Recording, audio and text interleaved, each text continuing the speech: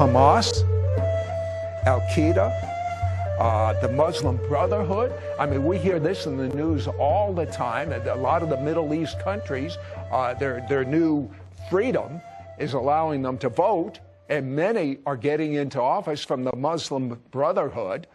What were you taught by this organization in America? Why were you part of it?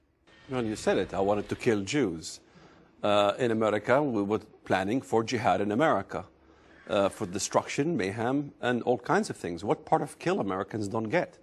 The Council of American Islamic Relations that says we are a peaceful entity was born from the IAP, Islamic Association of Palestine, branch Hamas in the U.S. Hamas was active in the U.S. My mentor, Jamal Saeed, he was a colleague of Abdullah Azzam. Most Americans don't understand. I say those names like Abdullah Azzam. Abdullah Azzam was the godfather of Al-Qaeda. Most Americans don't know that the real godfather of Al-Qaeda was not a Saudi. He was a Palestinian from Jenin. Well, let me ask you about this Muslim Brotherhood, because they seem to be winning a lot in the elections in these new democracies in the Middle East. They appear, I mean, they're accepted in the United States, on our television, in the White House. Are they kind of peace-loving as opposed to radical? Absolutely radical. There is no such thing as peace-loving Muslim Brotherhood. Muslim Brotherhood is the umbrella organization that gave birth to all the Islamic terrorists. I know, but they appear to be peace-loving. Well, they play the flow chart. You know, there's a very simple flow chart. Do an uprising, the people uprise, the governments begin to clamp down on the uprising, then the media goes there and begins to film from CNN, BBC, and all these things. Then they begin to call for democracy. And then, of course, you know, what better word to use for the West? We want democracy. And the West is happy to think, well, wait a minute, maybe what we are having here is Islamic democracy. So Islamic democracy is like saying capitalistic communism. It doesn't exist. So the West is basically fooled by the words of democracy. 75% of the Egyptian government now is, in the parliament, is Muslim fundamentalist. And then, of course, after they take over the government, out with democracy. In the Middle East, yeah, sure, they'll use democracy. It's one man, one vote, once. And that's it. Okay. The description from the Muslim holy books of their Messiah is a mirror image of the Christian description of the Antichrist. Why do you say that? Absolutely. Everything about the Islamic Messiah. Islam is not void from Messianism, by the way. They have what is called the Mahdi. The Mahdi, by the way, is a Messiah to both Sunni and Shia. All Muslims must believe in this coming Messiah. And everything in the Bible that talks about what is called the Antichrist is there in Islam about the Islamic Messiah. If Daniel talked about the Antichrist making a 7-year covenant, Islam taught about the Mahdi creating 7 years of peace. If it talks about some of the martyrs that were beheaded or Israel being invaded by the Antichrist, Islam taught how the Mahdi will even unify Turkey and Iran to advance against Israel. Let's see, Gog and Magog rings a bell here.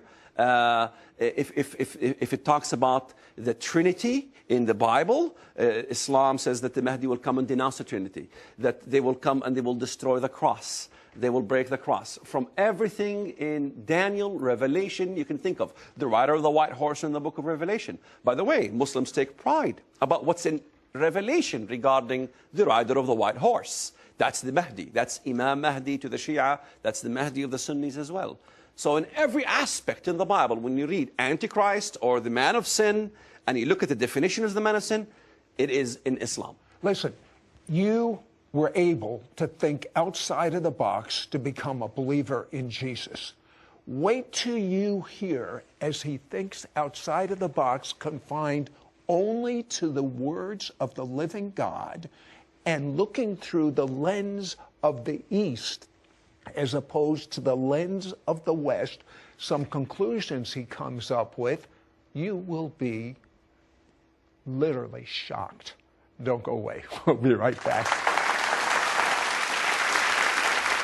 I'm shocked by the conspiracy of silence by the news media concerning the dangerous results about the recent election in Egypt. On June 24th, By the narrowest of margins, only 51%, a member of the Muslim Brotherhood, Mohammed Morsi, became president-elect of Egypt. One of his main spokesmen shared before thousands the ultimate goal of Morsi's election.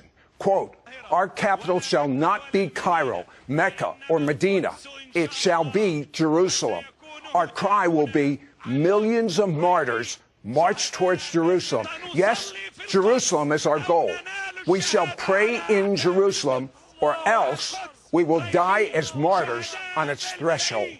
End quote.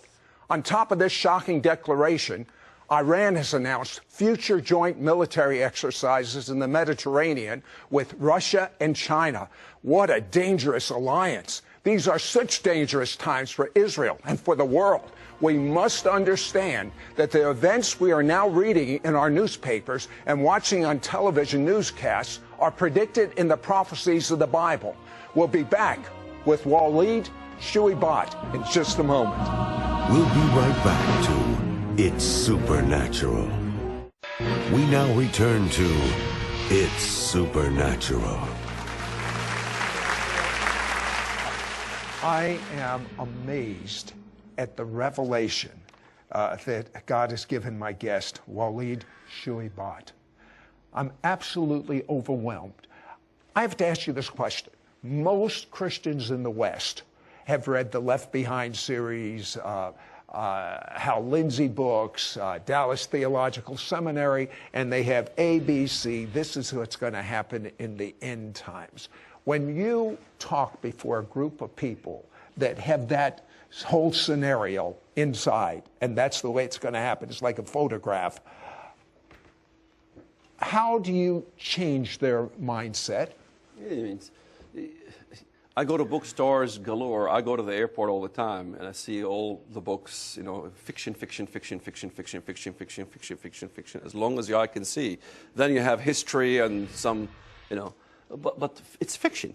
I mean, even everybody knows Hal Lindsey would know, Tim LaHaye would know this is fiction. It's Christian fiction. The Christian fiction becomes the issue.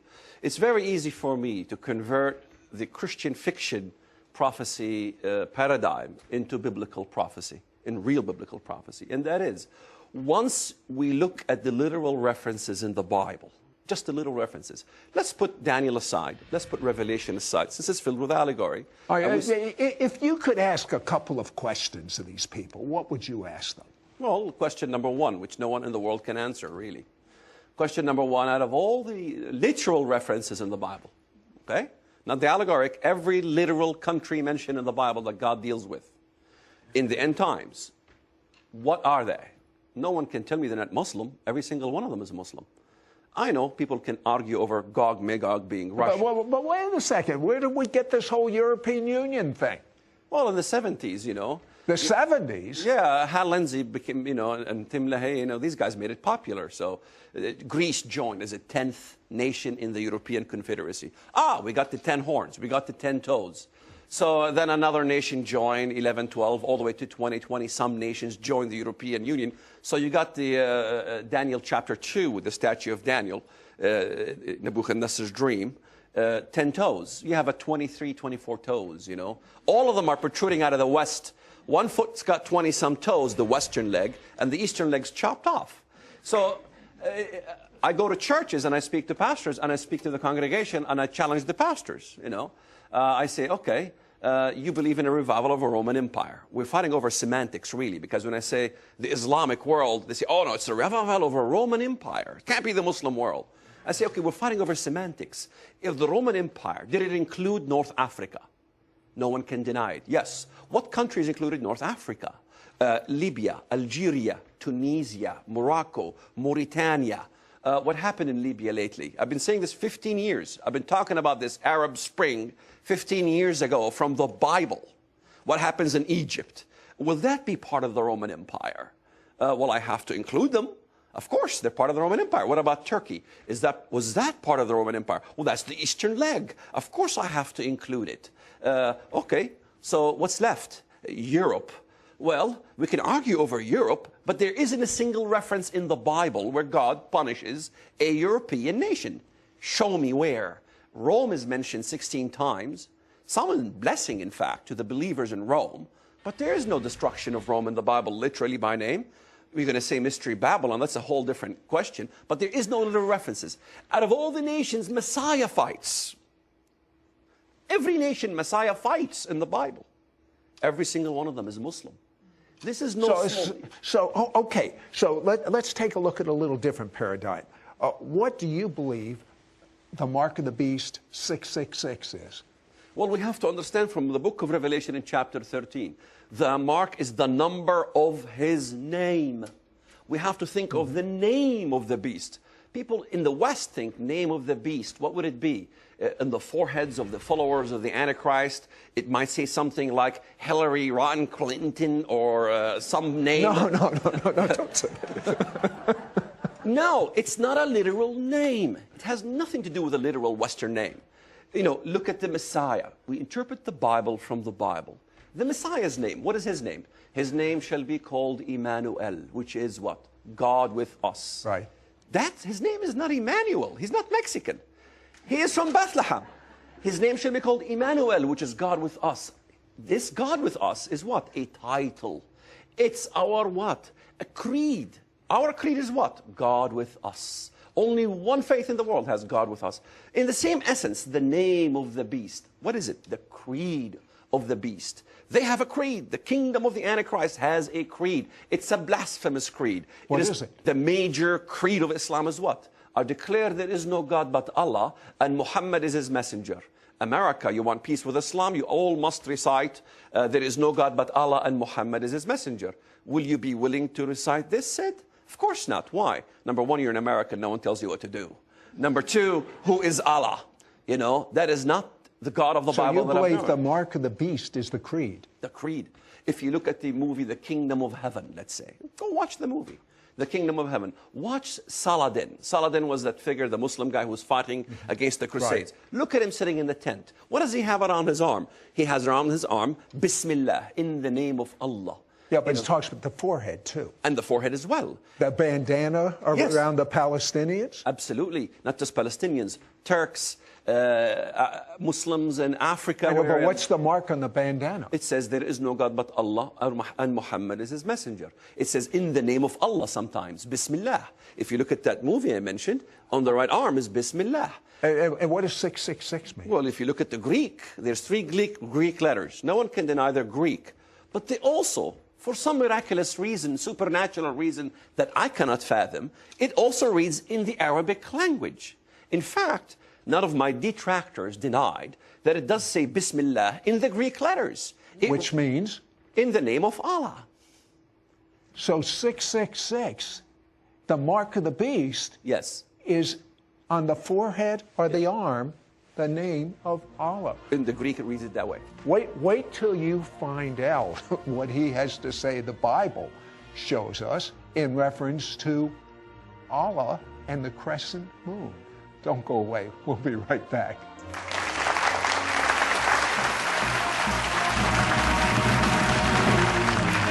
الملايين على القدس رايحين ونقولها من هنا من المحلة من قلب الدلتا سنصلي في القدس أو ننال الشهادة على أعداء. Walid Shuibat is an ex-Muslim terrorist who reveals the end-time scenario being played out right now in the Middle East, with Egypt electing a radical Muslim as president, whose followers proclaim a new United States of Islam will be in the Middle East, and says that their capital will be Jerusalem. We'll be right back to It's Supernatural. We now return to It's Supernatural. Hello, Sid Roth here, and I'm with Walid Shuibat, and he told me things that I've never heard before, such as, tell me the correlation between Allah and the crescent moon. When most Westerners read Isaiah 14, where it talks about Lucifer, they look at the English translation, Lucifer. You know, I go to the Hebrew. The Hebrew says, Hilal bin Sahar, how art fallen from heaven, O Hilal bin Sahar. Hilal is the word for brightness, and it's also the Aramaic, Hebraic, Arabic word for crescent moon. So we read it in context. How art thou fallen from heaven, O crescent moon, son of the morning star. So there's the crescent, there's the star, there's a symbol of Islam itself, as in the name of Lucifer. And let's not forget in Isaiah 14, it continues to say, when he's captured, this Lucifer, this Hilal bin Sahar, he is judged. People will look at him and say, is this the man that made the earth tremble? They say this is the rebelliousness of Lucifer in heaven. When did Lucifer become a man? The anti-Messiah, the Antichrist. No question. Okay, what about Allah? What are the various names for Allah? What is he called in the Quran? He's called many names. Some are beautiful. Tell me a few of the names that we're interested in right now. The interesting names of Allah is Khairul Makirin. Khairul Makirin in the Arabic. In the English, it means the greatest of all deceivers. So, really? Absolutely. In fact, there are prayers in Islam of having Allah give you the gift of cunningness. So some of the names of Allah in the Quran is also Al-Mutakabbir, the most proud one. So this is what I'm trying to say. So who's going to be the Antichrist? You mean his name? His name, or where will he Everyone be from? who tried to figure out his name was wrong. For sure.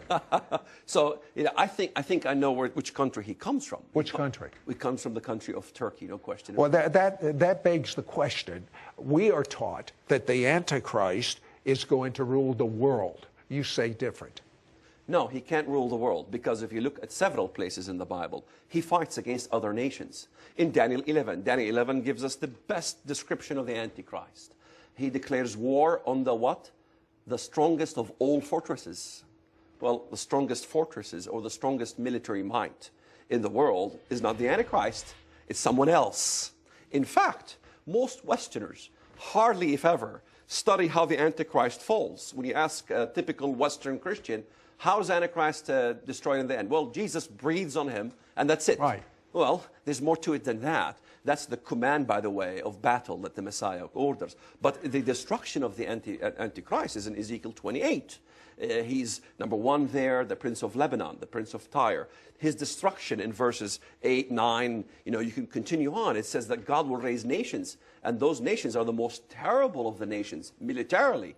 And they will destroy him, and they will throw him into the pit. In Micah 5, God raises 7 shepherds and 8 principal men to fight against him. Who are these 7 shepherds and 8 principal men? Well, no one knows them yet, but they are definitely mentioned in the Bible. Let's not forget, even the Antichrist has basically 7 horns.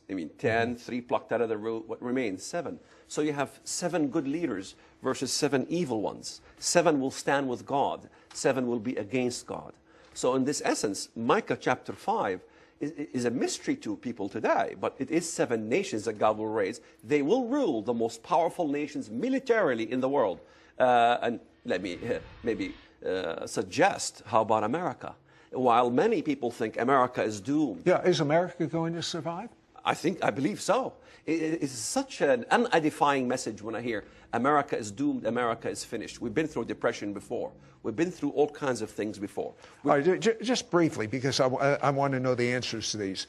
Is oil mentioned in the Bible? Absolutely. How can anyone deny Isaiah chapter 34, in which God destroys Edom? Let's not forget. What is Edom? Ezekiel 25. Edom is what? What country? Arabia. Okay. Absolutely. And, because Ezekiel 25 tells us Edom is from Teman to Dedan. These are biblical cities that are in Arabia. And then in Isaiah 34, it says about this place in Arabia, it becomes what? A burning pitch. It will burn forever and ever. Arabia will burn literally. It will be destroyed. Even the Bible tells us what nation destroys Arabia. What nation? Iran. Iran, yes. Yeah, that's kind of making sense now. Yeah, in Isaiah 21. Isaiah 21, you look at the reference. Babylon is fallen, is fallen. That should ring a bell. That's the same reference in Revelation 14, Revelation 18, regarding Mystery Babylon. Who destroys it? Arise, O Elam. And, what's going to happen to Iran? Iran will eventually be destroyed. What's going to happen to Egypt? Egypt, the Messiah is going to come down and fight for the believers in Egypt. There will be persecution of the believers in Egypt. Christians here in America. They already have persecution. No, I am talking, in Egypt. No, I am talking about major persecution. I am talking about persecution like you had what happened with the Jewish people in Auschwitz. I'm talking about major massacres in Egypt. I'm talking about crucifixion, amputations. In fact, how many Americans are aware one of the bills they're trying to pass in Egypt, in the parliament, is what is called hiraba. Look it up. Look up my name and look up what I talk about it. The idea of passing laws on crucifixion and amputating of the right hand and the left foot. You know what the most important thing is? I believe that you're going to hear revelation about end times that you have never, ever even thought about. It's never even been addressed. But what is more important than what the order of events will be is where are you going and whether you have intimacy with God right now. And the way you have intimacy with God is if someone was to die for your sins. Jesus already did it. Believe the blood of Jesus washes away your sins. And with your mouth say, Jesus, you are my Lord.